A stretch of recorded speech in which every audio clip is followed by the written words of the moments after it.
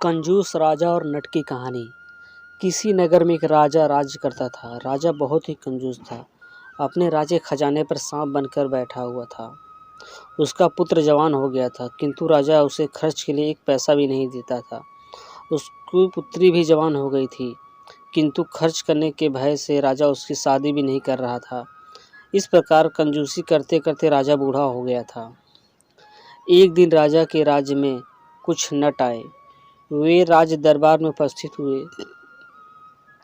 तथा उन्होंने प्रार्थना की कि वे अपना तमाशा दरबार में दिखाना चाहते हैं।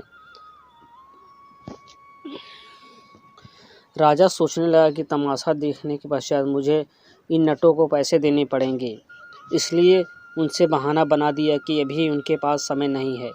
नट राजा की इस बात पर बड़े ही नाराज हुए। वे आकर नगर में ठहर गए। इस प्रकार कई दिन गुजर गए। नट मंडली को आर्थिक समस्या ने आ घेरा। लाचार होकर वे एक बार फिर से राजा के पास पहुँचे। राजा ने फिर से बहाना बना दिया, लेकिन उसके दरबारियों ने उससे प्रार्थना की, महाराज, आपको तमाशा जरूर देखना चाहिए। अगर आप इन्हें इनाम नहीं देना चाहते तो मत दीजिएगा, लेकिन तमाशा जरूर देखिए। हम सब लोग मिलकर नट मंडली को पैसा दे देंगे। मुफ्त का तमाशा देखने को राजा राजी हो गया। रात का समय तमाशे के लिए रखा गया। बड़ी बड़ी मसालों के उजाले में नट मंडली ने अपना खेल दिखाना आरंभ किया। एक रस्सी को दोनों ओर से बांसों से बांधा गया। एक बहुत ही ऊंचे बांस पर एक पाया खड़ा था। उसे एक आदमी ने अपने दांतों से उठा रखा था। एक नटनी आग के भीतर से निकल रही थी। दरबार के लोग खुश होकर तालियां बजा रहे थे। दरबारियों, राजा, राजकुमार, राजकुमारी के अतिरिक्त राज के कुछ नामी लोग भी वहाँ उपस्थित थे। उनमें से एक साधु भी था। उसके पास एक चादर थी। नटों का प्रमुख तथा नटनी विचित्र तथा दिल दहलाने वाले दृश्य दिखा रहे थे, किंतु राजा अपने मन को दाबे हुए बैठा था। उससे मालूम था कि अगर उसने कुछ भी कहा या उसके मुंह से वाह भी निकली तो उसे कुछ नटों को कुछ न कुछ पुरस्कार अवश्य देना पड़ेगा। इसके विपरीत सभी दर्शक वाह वाह कर रहे थे।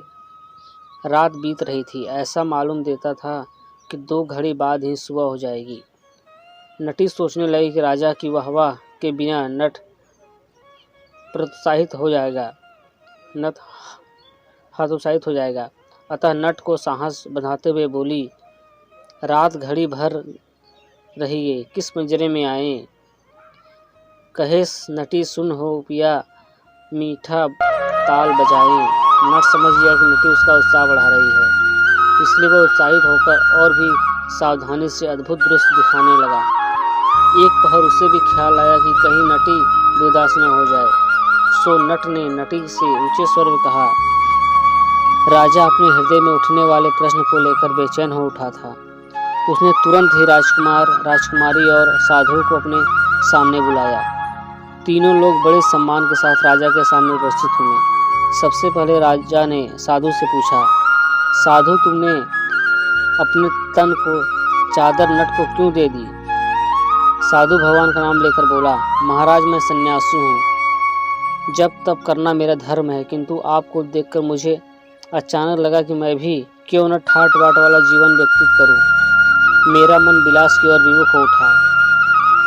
तभी इस नट ने कहा, घड़ी गई थोड़ी रही, मुझे लगा कि अब जबकि मेरा एक पाँव कब्र में है तो फिर हृदय में यह लालसा क्यों रखूं।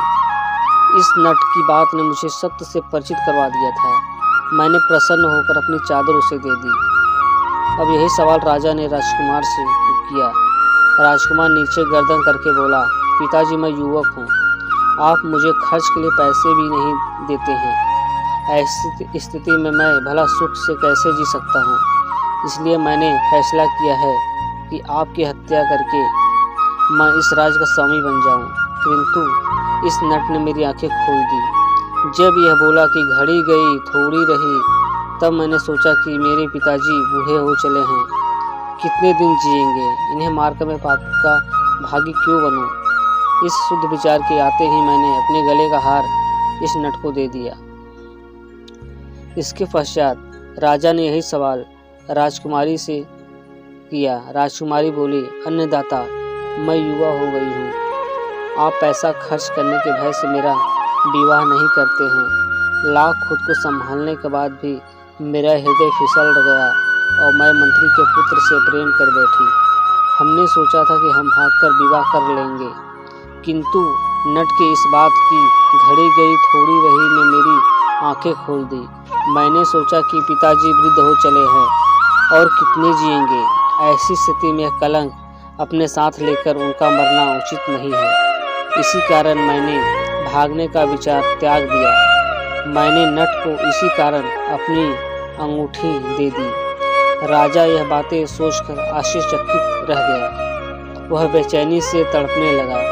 उसे बार बार नट की कही पंक्तियां याद आ रही थी।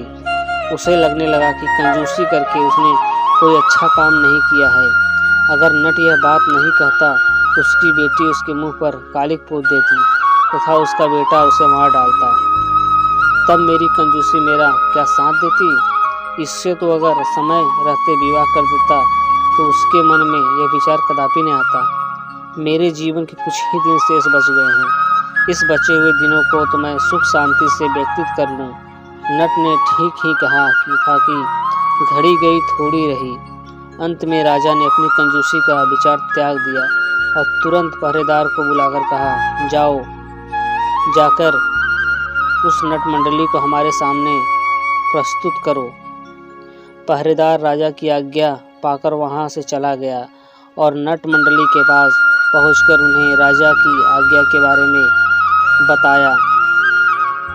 थोड़ी देर बाद नट मंडली राजा के समक्ष उपस्थित हुई। प्रमुख नट ने सिर झुकाकर राजा से पूछा, क्या आदेश है अन्नदाता? क्या कोई तमाशा दिखाऊं? राजा ने उन्हें बहुत सा धन इनाम में दिया तथा उसी दिन से उसने कंजूसी छोड़ दी। वह अक्सर बड़े बड़े कलाकारों को अपने यहाँ आमंत्रित करने लगा तथा उनकी कला की परख कर उचित पुरस्कार प्रदान करने लगा। उसने अपने बेटे को युवराज घोषित किया तथा उसे भरपूर ऐश्वर्य दिए। अपनी पुत्री का विवाह भी उसने उचित वर तलाश कर धूमधाम से के साथ कर दिया। दोस्तों, अगर आपको हमारी वीडियो पसंद आए तो प्लीज़ हमारे चैनल को लाइक सब्सक्राइब करें। अगर हमारी कोई भी गलती हुई हो तो प्लीज़ मुझे माफ़